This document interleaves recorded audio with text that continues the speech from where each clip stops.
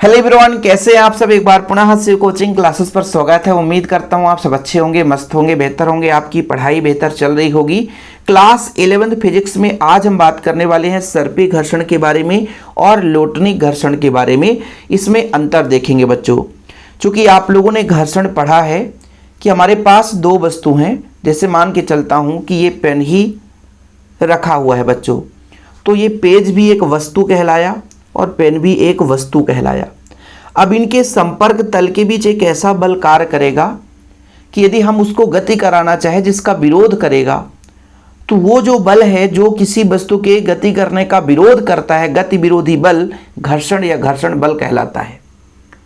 जैसे मैं कहता हूं कि एक वस्तु है, एक वस्तु रख दिया हमने, अब इस पर बल लगा रहे हैं, तो बल लगाएंगे तो भाई साहब जैसे ही हम इस पर बल लगाएंगे तो बल के विपरीत दिशा में एक विरोधी बल कार्य करता है। उस विरोधी बल को हम घर्षण कहते हैं। ठीक है, जैसे मान लीजिए ये पेन है, इसको हमने गति कराया, तो ये गति कर रहा है ना, फिर भी इसके बीच एक ऐसा बल कार्य कर रहा है जो उसके गति का विरोध करता है, उसे हम बोलते हैं घर्षण। और जब गति का विरोध करे, यानी गति करते हुए दो वस्तुएं के संपर्क तल के बीच एक ऐसा घर्षण उत्पन्न हो जो उसके गति का विरोध करे, वो आपका गतिक घर्षण कहलाता है। जैसे मान लीजिए बच्चों, रास्ते पर कोई बाइक जा रही है, तो बाइक का जो टायर है और सतह जो सड़क है, सड़क और टायर के बीच जो संपर्क तल होगा, उनके बीच जो घर्षण कार्य करेगा वो बच्चों क्या कहलाएगा? गतिक घर्षण। इसी गतिक घर्षण को दो भागों में बांटा गया है, एक आपका सर्पी घर्षण और दूसरा लोटनी घर्षण। सर्पी घर्षण मतलब एक वस्तु दूसरे वस्तु के ऊपर फिसले बच्चों। जैसे मैं कह रहा हूं ये फिसल रहा है ना, तो ये आपका सर्पी घर्षण है। लेकिन बच्चों मैं इसकी बात करता हूं, ये लुढ़क रहा है, देखो जरा, ये लुढ़क रहा है, तो इनके बीच जो घर्षण बल लगेगा या घर्षण होगा बच्चों, वो लोटनी घर्षण होगा।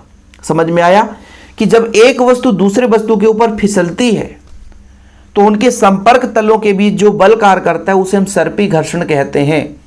जैसे सबसे बढ़िया एग्जाम्पल होता है कि एक फर्श के ऊपर या एक मेज के ऊपर एक किताब को बच्चों आप क्या करो, खिसकाओ, तो वहाँ पे जो घर्षण बल कार्य करेगा वो आपका सर्पी घर्षण कहलाएगा। लेकिन बच्चों एक वस्तु के ऊपर दूसरी वस्तु को लुढ़कते हैं भैया। जब आप लोगों ने बेलन देखा होगा रोड बनाते समय, तो बेलन लुढ़कता है, साइकिल का पहिया लुढ़केगा, बस का पहिया लुढ़केगा, कार का पहिया लुढ़केगा, तो लोटनी घर्षण वहाँ पे लग रहा होता है। तो जब फिसलते हैं, फिसल पट्टी आपने देखा है बच्चों के फिसलने का, वहाँ पे जो घर्षण लगता है वो सर्पी घर्षण है। लेकिन जब बच्चों हम एक वस्तु को दूसरे वस्तु पर ऐसा गति कराते हैं कि वो लुढ़कने लग जाए, है ना, घूमती हुई वस्तु गति करेगा, तो भाई वहाँ पे जो संपर्क तल के बीच कार्य होगा, जो घर्षण होगा, वो लोटनी घर्षण होता है। चीजें क्लियर है बच्चों? सर्पी घर्षण का मान लोटनी घर्षण की तुलना में बहुत अधिक होता है। मतलब जहां पे खिसकता है वहां पे घर्षण ज्यादा लगता है, इसलिए वहां पे बल भी ज्यादा लगेगा। यदि किसी वस्तु पर ज्यादा घर्षण है ना, जैसे आप लोग दुरदुरे सतह पर खिसकाना और एकदम चिकने सतह पर खिसकाना, तो जो दुरदुरा सतह होगा, उबड़ खाबड़ जहां होगा, वहां ज्यादा क्या लगेगा? घर्षण लगेगा। वहां पर खिसकाना आसान नहीं होगा। लेकिन जहां प्लेन सतह है वहां पर किसी वस्तु को खिसकाना, लुढ़काने की बात नहीं कर रहा हूं, खिसकाना, तो आसानी से खिसक जाए, घर्षण बल कम लगता है। लोटनी घर्षण का मान सर्पी घर्षण की तुलना में बहुत कम होता है। इस घर्षण में फिसलने वाली वस्तु का वही भाग सदैव दूसरी सतह के संपर्क में रहती है। जैसे मैंने इसको खिसकाया तो केवल नीचे वाला भाग सतह के संपर्क में है। लेकिन बच्चों जब मैंने पेन को लुढ़काया तो इसका प्रत्येक भाग, चारों तरफ का भाग संपर्क तल पे टच करते रहता है। इस घर्षण में लुढ़कने वाली वस्तु के भिन्न भिन्न भाग दूसरी वस्तु के संपर्क में आते रहते हैं, यानी बदलता रहता है। तो ये हो गया सर्पी और लोटनी घर्षण में अंतर। अभी मैं इसको और डिटेल में समझाऊंगा गतिक घर्षण से लेकर के। बाकी आप लोगों को यही चीज़ नोट्स में भी प्रोवाइड किया जाता है। जो बच्चे पहली बार आए हैं चैनल में, हो सकता है पहली बार जुड़े हैं, जिनके पास अभी तक नोट्स नहीं है तो नोट्स ले सकते हैं। कॉन्टैक्ट नंबर मेरा लिख लो 9685299149, 9685299149, 9685299149। इस नंबर पर आप व्हाट्सएप में कांटेक्ट कर सकते हैं बच्चों, डिटेल्स ले सकते हैं और नोट्स लेकर के प्रॉपर तैयारी कर सकते हैं। तो यहाँ पर गतिक घर्षण मैंने कहा कि दो संपर्क तलों के मध्य आपेक्षिक गति उत्पन्न होने के पश्चात कार्य करने वाले घर्षण को हम गतिक घर्षण कहते हैं। यानी जैसे दो संपर्क तल हैं और उसके बीच जब गति होने लग जाती है तब जो घर्षण कार्य करता है उसे हम गतिक घर्षण कहते हैं। ये बच्चों दो प्रकार का होता है। सर्पी घर्षण, जब एक वस्तु दूसरे वस्तु के ऊपर फिसलती है उनके संपर्क तलों के मध्य कार्य करने वाला बल घर्षण सर्पी घर्षण कहलाता है।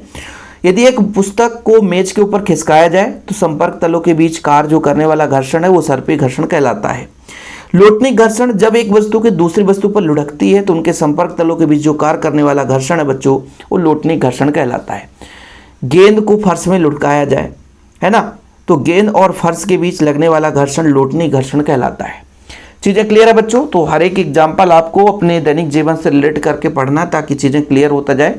और बाकी आपको जो भी डाउट हो तो बताइएगा ज़रूर, हम आपके लिए अच्छे से अच्छे कंटेंट लाने की कोशिश करेंगे। लोटनिक घर्षण का कारण भी हमारे नोट्स में लिखा हुआ है। अभी छोटे छोटे टॉपिक्स हैं तो करेंगे भाई, छोटा छोटा टॉपिक्स आपको क्लियर कराते चलते हैं। लेकिन हाँ भाई, चैनल पे पहली बार है तो चैनल को सब्सक्राइब जरूर कर लेना ताकि आपको कंटेंट ऐसा मिलता रहे। और नोट्स जरूर ले लें बच्चों प्रॉपर रूप से तैयारी के लिए। फिलहाल अभी के लिए इतना ही। जय हिंद, वंदे मातरम।